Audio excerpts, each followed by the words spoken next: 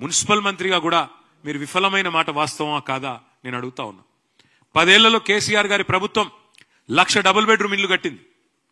హైదరాబాద్ లో, ఒక్క హైదరాబాద్ లో 1,00,000 డబుల్ బెడ్రూమ్ ఇల్లు కట్టింది. ఇవాళ నేను రేవంత్ రెడ్డి గారిని అడుగుతా ఉన్నా, మేము 1,00,000 డబుల్ బెడ్రూమ్ ఇల్లు కడితే నువ్వు కనీసం ఒక్క ఇల్లు కట్టినావా 2 ఏళ్లలో హైదరాబాద్ లో? దమ్ముందా? సమాధానం చెప్తావా? చర్చకు వస్తావా నేను అడుగుతా ఉన్నా. ఒక ఇల్లు కట్టలేదు కదా, ఇంకా 1000 ఇండ్లు కూలగొట్టిన దౌర్భాగ్యపు చరిత్ర నీది కాదా? నీ ప్రభుత్వాన్ని కాదా? ఇందిరమ్మ రాజ్యం పేరిట ఇండ్లు కూలగొట్టిందే తప్ప ఒక్క ఇల్లు కట్టినవా అని నేను అడుగుతా ఉన్నా.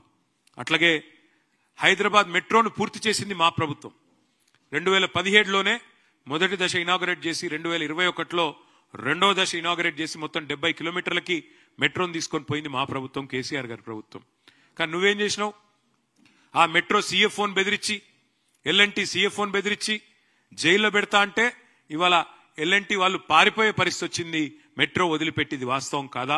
చర్చకు వస్తావా ఈ విషయంలో అని చెప్పి రేవంత్ రెడ్డి గారిని అడుగుతా ఉన్నా. ఒకనాడు కాంగ్రెస్ ప్రభుత్వం ఉన్నప్పుడు పవర్ హాలిడేలు పారిశ్రామికవేత్తలకు, వారానికి 2 నుంచి 3 రోజులు పవర్ హాలిడేలు.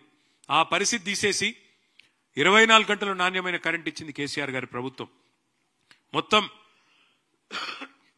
ఒక హైదరాబాద్ లోనే కాదు, రాష్ట్రంలోని అన్ని పట్టణాలు హైదరాబాద్తో సహా అన్ని పల్లెలు LED దీపాలు పెట్టి, లక్షలాది LED లైట్లు పెట్టి మొత్తం తెలంగాణని దేదీప్యమానం చేసింది మా ప్రభుత్వమా కాదా? ఈ విషయంలో చర్చకు వస్తావా?